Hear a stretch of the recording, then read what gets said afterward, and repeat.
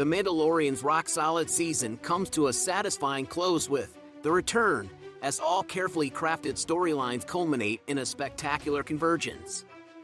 Although the season didn't focus much on the core, Din Djarin and Grogu dynamic, the shift towards Bo-Katan and the reuniting of the estranged tribes under the Creed's banner paid off handsomely.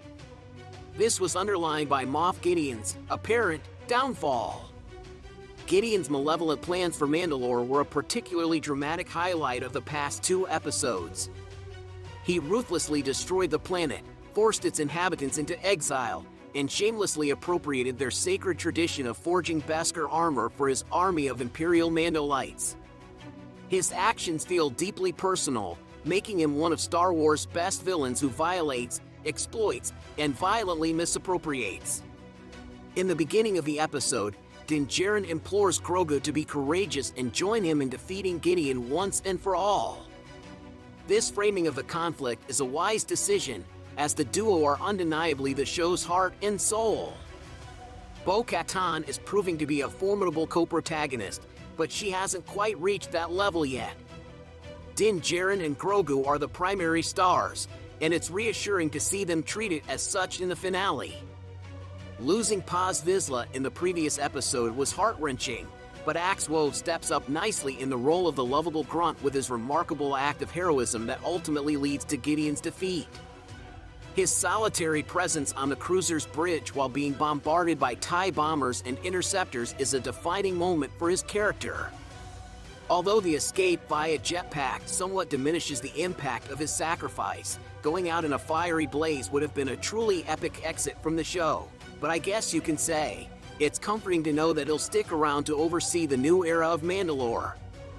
The rebirth of Mandalore receives the perfect treatment in the finale, with symbolic cave farms showcasing the planet's fertility and Bo-Katan leading a flying army of Mandalorians while wielding the dark saber, which looked incredibly cool. The season had been building towards this crescendo, and the payoff is incredibly satisfying.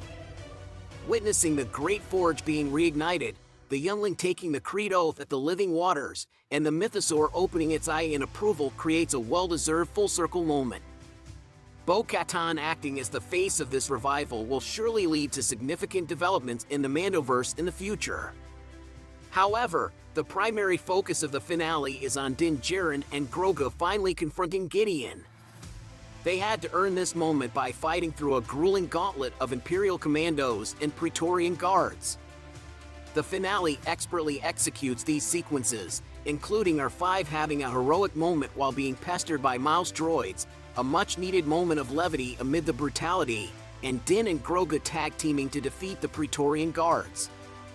The scene where the blast doors shut, trapping the Praetorians with a cowering Grogu in a corner, is so gut-wrenching that it makes you want to reach out and save the little guy yourself.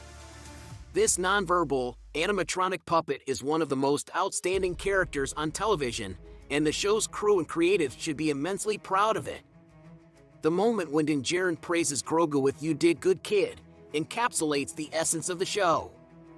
The dynamic between these two characters is what sets The Mandalorian apart from other Star Wars series, and their bond shines in this finale as they overcome danger as a father and son, aided by Bo-Katan and the Mandalorians.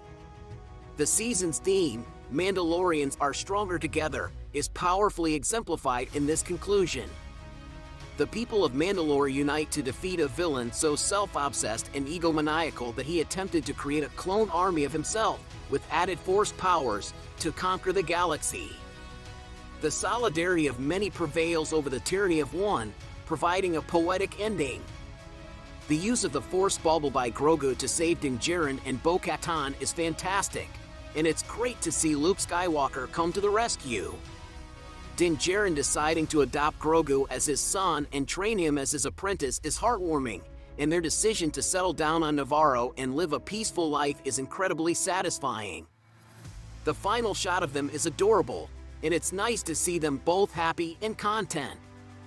It seems like a fitting end to their story, but thankfully, we won't have to say goodbye just yet. Showrunner Jon Favreau has confirmed a 4th season, and we're excited to see what adventures the Din fam will embark on next.